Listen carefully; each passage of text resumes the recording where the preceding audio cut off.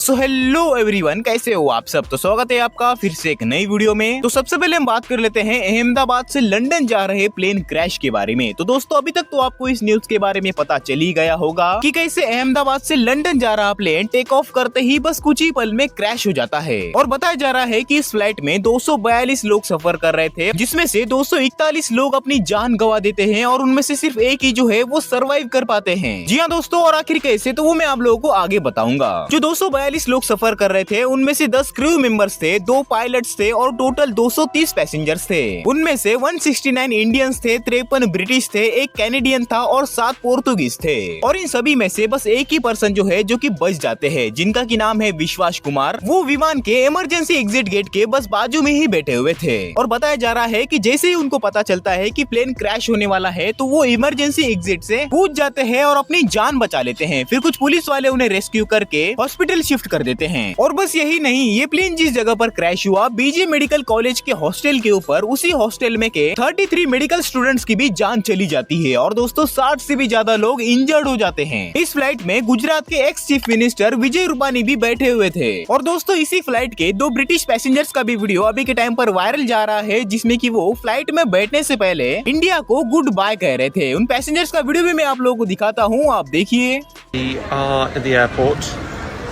Just boarding. Goodbye, India.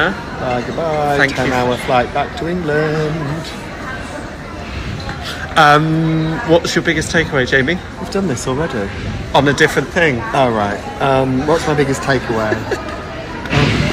I don't know. Yeah, fascinating. Great. Thanks for your contribution. Okay. Yeah, my biggest takeaway is don't lose your patience with your partner. Yeah. You're already starting to. You've already snapped at me while we're having chai at the airport. I can see you've learnt nothing. Going back happily calm. और इस flight में एक family भी travel कर रही थी, husband, wife और उनके 3 बच्चों को लेकर वो लंदन जा रहे थे। काफी हार्ट ब्रेकिंग न्यूज है यार ये 2025 की। लेकिन दोस्तों आखिर ये प्लेन क्रैश कैसे हुआ, इसी का अंदाज लगाते हुए फ्लाइंग बीस्ट जो कि एक पायलट रह चुके हैं, वो ट्वीट करते हुए कहते हैं, लग तो यही रहा है कि dual engine failure after take off, nothing short of a complete power loss can force and modern aircraft into that kind of sink rate right after take off, praying for everyone on board. और इसी tweet पर सवाल उठाते हुए एक person flying beast से पूछते हैं, डुअल इंजन फेल होने की कितनी पॉसिबिलिटीज होती है जनरली। इसी का जवाब देते हुए फ्लाइंग बीस्ट कहते हैं, extremely rare a pilot can not do anything if he loses both engines after take off at 600 feet with building in front. और दोस्तों आपको बता दूं कि फ्लाइंग बीस्ट का कई दिनों पहले एयर एशिया के साथ कंट्रोवर्सी हुआ था, जिसमें कि वो एयर एशिया के फ्लाइट्स के सेफ्टी कंसर्न्स को लेकर सवाल उठाए थे। और उसी के बाद जो है कोर्ट केस हुआ और आखिर में फ्लाइंग बीस्ट को एयर एशिया से सस्पेंड कर दिया गया। और उसी चीज को लेकर फ्लाइंग बीस्ट कल एक ट्वीट करते हुए कहते हैं, इन May 2020 I raised a serious flight safety concerns against Air Asia. DGCA investigated safety lapses found and suspended 2 top officials. Who was the top boss? Captain Manish Uppal. फिर क्या किया airline ने? Fix the safety issues? No.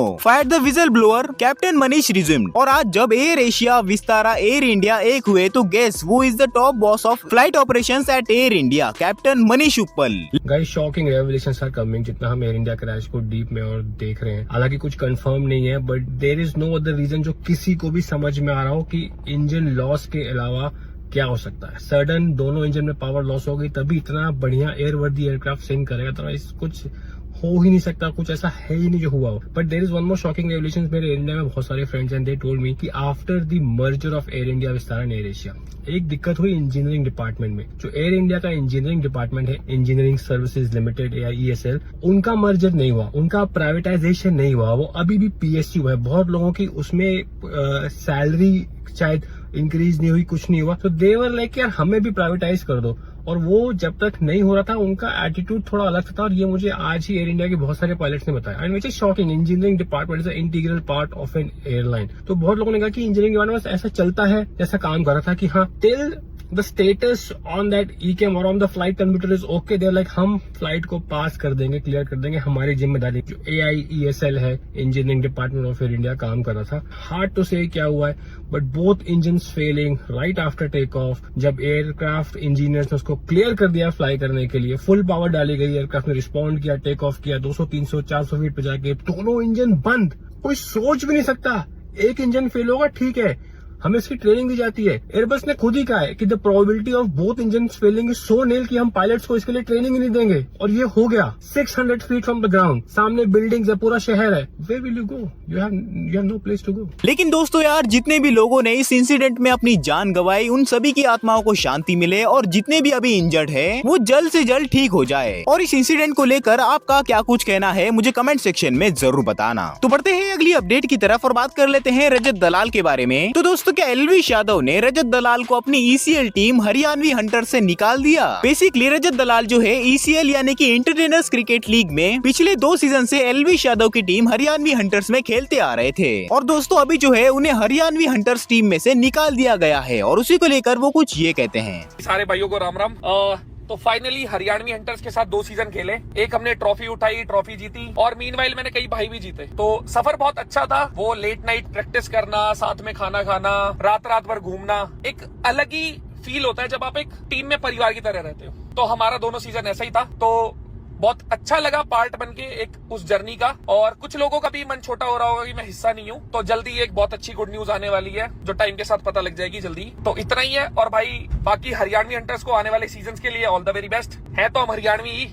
सारे भाई ख्याल रखो और खुश रहो। लेकिन दोस्तों, आखिर क्या रीजन हो सकता है कि रजत दलाल को हरियाणवी हंटर्स में से निकाल दिया गया? रजत दलाल ने एल्विश यादव और प्रिंस नरूला की कंट्रोवर्सी में एल्विश यादव को सपोर्ट नहीं किया इस वजह से, या फिर कोई और? मुझे अपने ओपिनियंस को कमेंट सेक्शन में जरूर बताना। तो बढ़ते हैं अगली अपडेट की तरफ और बात कर लेते हैं राजा रघुवंशी केस से रिलेटेड। तो दोस्तों, राजा रघुवंशी की सिस्टर ने रिप्लाई दिया उनको मिल रहे हेट को लेकर। जी हाँ दोस्तों, बेसिकली इस केस के बारे में तो आपको पता ही होगा, जिसमें कि एक वाइफ ने अपने पति को कुछ कॉन्ट्रैक्ट किलर को हायर करके उसे मरवा दिया था। और इसी केस को लेकर राजा रघुवंशी की सिस्टर जो है वो अपने इंस्टाग्राम पर रील अपलोड कर रही थी, जिसमें कि मिलियंस ऑफ मिलियंस व्यूज आ रहे थे, लाइक्स आ रहे थे। और अपने भाई के केस का फायदा उठाते हुए वो कई सारे वीडियोस अपने इंस्टाग्राम पर अपलोड कर रही थी। और उसी के साथ जो है वो ब्रांड डील भी एक्सेप्ट कर रही थी और पेड प्रमोशन भी कर रही थी। जी हाँ दोस्तों, और उसी के बाद जो है उन्हें काफी ज्यादा हेट मिल रहा था कि तुम ऐसा कैसे कर सकती हो। और उसी का रिप्लाई देते हुए वो कुछ ये कहती है।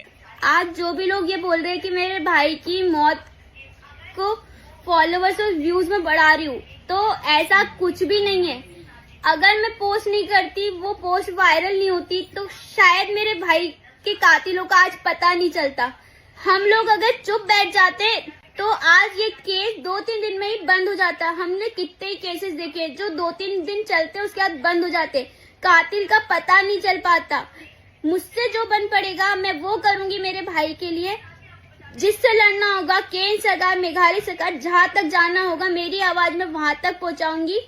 जिसको जो बोलना है, गलत बोल रहे हो, जो लोग जो सही बोल रहे हो, मुझे नहीं पता आप लोग क्या क्या बोल रहे हो। मैं हर जगह देख रही हूँ, मुझे पता चल रहा है, ट्विटर पे, फेसबुक, इंस्टाग्राम, हर जगह मेरे को ट्रोल किया जा रहा है। तो बढ़ते हैं अगली अपडेट की तरफ और बात कर लेते हैं MC स्टैन के बारे में। तो दोस्तों, उनका एक फैन जो है वो सिक्योरिटी को तोड़कर MC स्टैन से मिलने जाता है, लेकिन उनके बॉडीगार्ड जो है उन्हें रोक लेते हैं। उनका वीडियो भी मैं आप लोगों को दिखाता हूँ विदाउट वॉइस, क्योंकि पीछे जो है बैकग्राउंड म्यूजिक चल रहा है।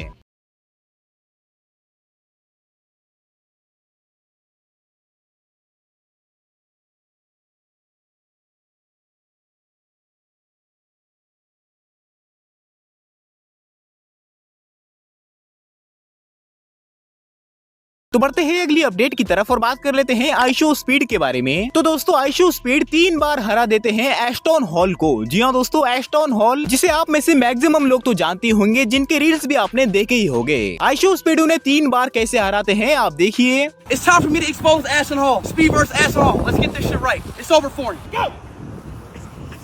He's slow as fuck. He's slow as fuck. Fuck this nigga. I'm out. Boy, fuck out of here. What I say? What I say? Too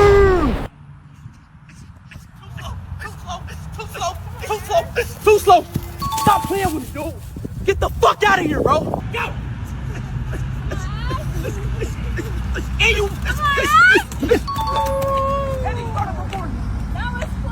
I'm ready to run again. Take your L. If you really can beat me, I don't want to race you again. Wow. All right. तो बढ़ते हैं अगली update की तरफ और बात कर लेते हैं पूरव झा के बारे में। तो दोस्तों पूरव झा ने अपनी नई वीडियो को लेकर अपडेट दिया है। पूरव झा अपने रिसेंट इंस्टाग्राम स्टोरी में कहते हैं, वीडियो कल ही पोस्ट करने वाला था मैं यूट्यूब पे, but I don't know it was a bit tough to process the plane crash incident, so we just wanted some time to process, so the video will be live tomorrow 15 June. कल YouTube पे तैयार रहो। तो चलिए दोस्तों आज की video में बस इतना ही। अगर वीडियो को यहाँ तक देख रहे हो तो इस वीडियो को एक लाइक जरूर से कर देना। सोशल मीडिया और यूट्यूब कम्युनिटी से रिलेटेड ऐसे न्यूज पाने के लिए अभी मेरे चैनल को सब्सक्राइब कर देना और साथ ही बाजू वाले बेल आइकन को ऑल पे सेट कर देना। तो मिलते हैं जल्दी अगले वीडियो में।